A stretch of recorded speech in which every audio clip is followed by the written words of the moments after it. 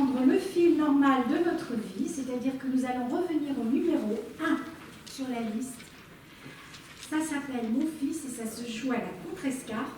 Je demande à Jean-Philippe Bèche et Erwan Sejnok, pardon si j'ai écorché le nom. Ah oui. C'est une horreur. Ça commence mal. Erwan Sejnok Zamor.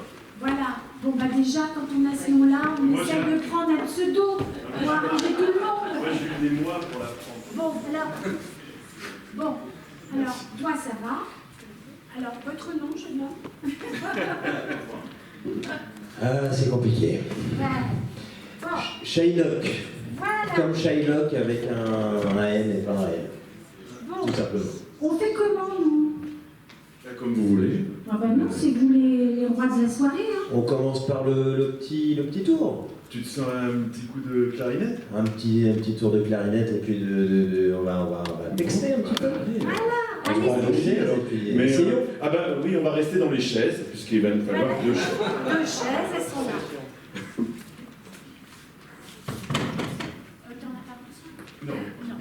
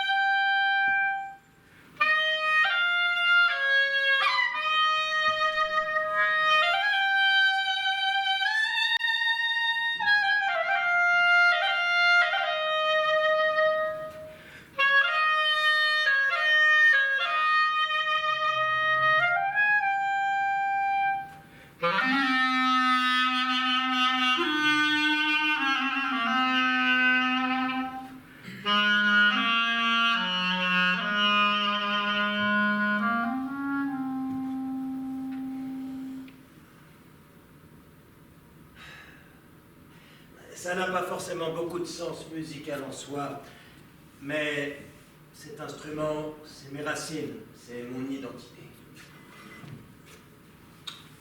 Effectivement, ça vibre, ça vibre. C'est émouvant. Je ne savais pas que c'était parce que tu recherchais tes racines que tu jouais de la clarinette. Oui, nous n'avons pas partagé grand-chose, c'est vrai. Nous ne savons rien l'un de l'autre. Alors c'est quoi cette histoire de nom d'emprunt et d'apatride? Tu ne t'appelles pas Jacques? Maman le savait. Non, ta mère n'était pas au courant. Tu sais, nous ne nous sommes pas vus beaucoup, elle et moi, une idylle de quelques mois, puis ma mère m'a annoncé qu'elle était enceinte et j'ai disparu. Quand tu as eu 10 ans, elle m'a retrouvé, a réussi à me convaincre que l'on se voit, toi et moi, qu'il serait bon pour que tu te structures un minima, que tu aies une figure paternelle en chair et en os. Sinon, nous ne nous connaissions pas vraiment, elle et moi. Ouais. Et tu n'as pas cherché à la connaître davantage. Bref. Et il vient d'où ce nom? Je suis né en Pologne en 1925 sous l'identité de Szrul Szejnog. Puis nous avons immigré en France avec mes parents. Quand j'ai eu l'âge de choisir ma nationalité, les lois anti-juives de Vichy m'ont interdit d'obtenir la citoyenneté française. Après la guerre, on m'a proposé d'être français. Moi, j'ai choisi de ne pas avoir de nationalité. Les Polonais étaient pour la plupart des salauds antisémites de première, et puis la France, vu les comportements de certains et les lois pendant la guerre, je n'avais pas envie. Mais pour faire mon service militaire, non merci, ça va. Je n'ai jamais désiré appartenir à une nation. Les choses changent tellement vite. Nous avons tellement erré à travers l'histoire que l'idée d'appartenance nationale ne signifie pas grand-chose pour moi. Ok, d'accord. Je vois, ouais. Je me suis demandé ce que tu avais fait pendant la guerre. Pour le moment, je suis au courant, mais toi... Pardon, mais du peu que j'ai pu te connaître, j'ai toujours pensé que tu avais dû collaborer. À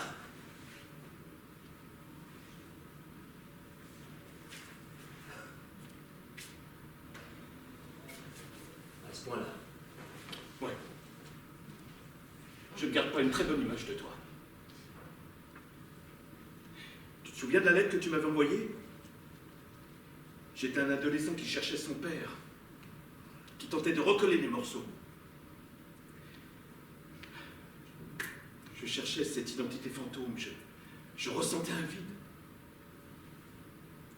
Et toi, cette violence dans cette lettre, ça m'a bouleversé. Ce soir-là, j'ai fait mon deuil de toi. Ce soir-là, je suis devenu un homme. Je me rappelle mot pour mot ce que tu m'as fourni sur papier. Moi aussi. J'ai regretté toute ma vie ces mots. J'ai longtemps pleuré sur les tiens et j'ai regretté les miens. Je ne pouvais pas. Tu étais un lâche. Pourtant, tu avais accepté de me revoir, de construire un pont. Oui, mais ce pont, je ne pouvais pas le franchir. Mes émotions étaient cadenassées. Eh ben, c'est bien dommage. Eh ben, voilà, maintenant que tu es... Je ne sais même plus, moi. Mort ou vivant? Qui parle? Ton présent de l'au-delà ou ton passé du monde terrestre? Ce désir de justification, c'était quoi? Une culpabilité face à la mort qui arrivait? Je ne suis que passé, je ne suis que pensée. C'est mon cœur de vivant qui s'exprime, mais ma bouche de mort qui l'articule. Vois-tu, mon petit, je ne suis que les mots présents dans ces mémoires. Je vois. Donc tu n'as même pas assumé ces mots de ton vivant. Les mots, une fois écrits, ont leur vie propre. Oui, mais pas dit, donc pas écouté, encore moins entendu, par conséquent inexistant. Ils sont pensés, donc ressentis, puis couchés sur le papier, donc créés, donc existants. Non partagé, non reçu, donc inexistant. Tu les reçois maintenant. Oh, tu me prends la tête, hein? Pourquoi je devrais écouter les paroles? Disons plutôt les mots d'un mort qui est vivant. Car les mondes d'ici et les mondes de là-bas nous l'ont accordé. Nous devons réparer quelque chose, toi et moi. C'est ce que l'on nomme le tikkun, la réparation des brisures. Non mais tu me hantes, là, c'est un cauchemar. Fais et tu comprendras. Oui, je sais, là, tu l'as déjà dit pour ton petit chapeau, là. Que hélas, tu n'as pas voulu mettre. Tu ne veux pas te soumettre à mes mots, ni à mes mots. Comprends-moi, j'ai passé l'âge de me soumettre à un père, et encore moins un père inexistant pendant 58 années, et encore plus à présent. C'est toujours mieux que de perdre un père qui n'aura pas pu te transmettre quoi que ce soit. Car parti avant même d'avoir pu ressentir, d'avoir pu comprendre ce qui lui arrivait. Mais arrête de te chercher des excuses pour justifier ton passé. Tu as fui, voilà tout comme tu l'as écrit. Tu ne voulais pas de moi, j'en ai fait mon deuil. Tu n'as pas assumé, voilà. J'ai tout simplement été prisonnier de mon histoire. De terribles événements sont venus interrompre le cours de ma vie. On m'a volé ma mère, mon petit frère, mon père, et tous ceux de notre famille qui étaient restés en Pologne.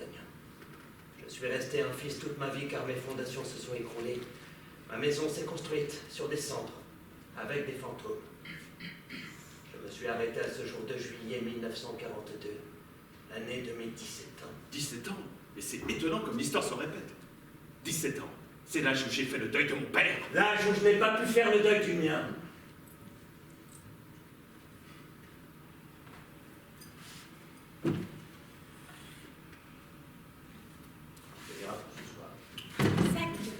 Merci. Au-delà de la contestation.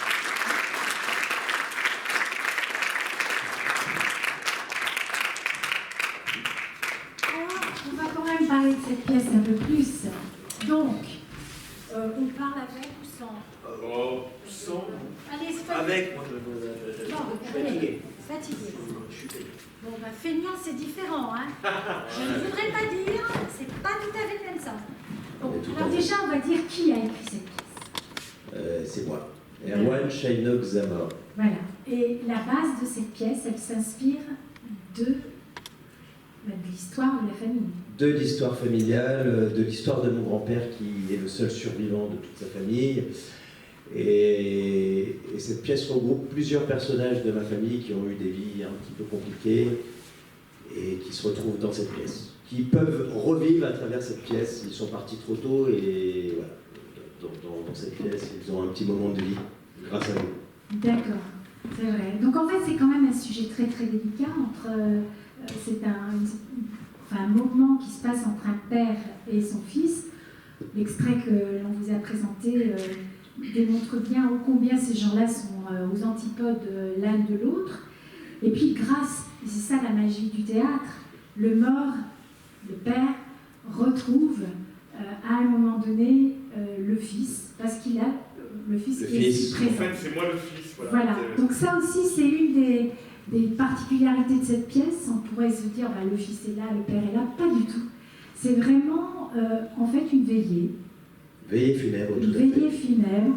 La dernière volonté de ce père a été justement, puisque ça commence comme ça, voilà, on te voit arriver en catastrophe, traverser la salle, et on entend la voix d'un notaire qui annonce donc la mort du père et la nécessité pour ce fils de veiller le corps du père. Et c'est en fait pendant cette nuit de veille funèbre, de veillée funèbre, que le contact se fait et que les comptes se règlent. Et on arrive, on voit l'évolution des personnages, des deux personnages, et on va vers quelque chose, dans tous les cas, de très émouvant, de très prenant. Comment on arrive justement à trouver la ressource? Parce que là, ça s'appuie sur du vécu ou du presque vécu. Dans ce rôle du fils, ça n'est pas une histoire non plus pas du tout familiale en l'affaire, mais est-ce que comment ça résonne? C'est vrai qu'au départ, moi en plus j'ai vraiment une enfance Walt Disney, c'est-à-dire j'ai vraiment le papa qu'il fallait avoir, la maman qu'il fallait avoir, tout allait bien, moi, tout allait vraiment bien. Et d'autant plus quand on a eu cette chance-là. Donc moi je vivais un peu dans ma bulle, comme ça dans ma campagne, en pensant que tous les enfants du monde avaient des super papas, mamans, et voilà. Et puis ensuite j'ai découvert, on a des potes, puis bref, mon père, non, je ne l'ai pas vu depuis 20 ans. Ah bon, t'as pas vu ton papa depuis 20 ans? Et là, en l'occurrence, dans la pièce, ils se sont brouillés depuis 40 ans, près de 40 ans. Et ça me paraissait incroyable, quoi. Et donc ça me touche d'autant plus, où moi je suis à l'opposé de ça, et je me dis, mais comment on peut se construire? Alors là, en plus, il y a deux thématiques fortes, c'est comment se reconstruire. Alors, on ne va pas tout dévoiler, mais après un passé très douloureux, et on comprend pourquoi le père n'a pas reconnu son fils, et pourquoi donc ce fils n'a pas eu ce père qui lui a manqué terriblement. Et puis donc il y a aussi donc, comment se construire, la filiation père-fils, comment on se construit quand on n'a pas eu la chance d'avoir un papa qui vous apprend ça. Donc c'est moi, c'est ce qui m'arrache un peu. Voilà, c'est un challenge, et c'est ce que j'ai trouvé donc très très beau dans la pièce d'Erwan. Il m'a envoyé ça en plein confinement, ouais. Et voilà, on s'est dit dès qu'on est libéré, on monte ça. Oui. Donc l'écriture est belle, bien sûr, et puis on aborde, tout le monde l'aura compris, la religion juive. Et moi, il y a une phrase qui me plaît beaucoup, c'est sa vie de juif, et ceci sans être religieux. Et ça apporte un éclairage supplémentaire, et ça donne en plus une très forte actualité de cette pièce à l'heure actuelle, et c'est valable pour toutes les religions. Et c'est vraiment, je trouve, une vraie réussite sur ce plan-là, et ça mérite vraiment d'être souligné. Alors, ça se joue à la Contrescarpe, ça ne se joue pas tous les jours, non. Hélas, parce que c'est vraiment une pièce qui mérite de rencontrer un public, et un beau public, parce que c'est une pièce à la fois forte, tendre, on sort de là avec plein de questions, mais avec aussi dans un registre très apaisé. Oui. C'est-à-dire qu'il n'y a aucune violence, alors que les sentiments sont très violents, les remords, les colères du fils aussi sont très très violents, mais on sort apaisé. C'est une pièce de résilience. Pour moi, c'était dans l'écriture quelque chose de cathartique et on va dire, de psychanalytique, de réparation pour les membres de ma famille qui ont transmis les uns aux autres les répercussions d'une période compliquée, comme on l'aura compris.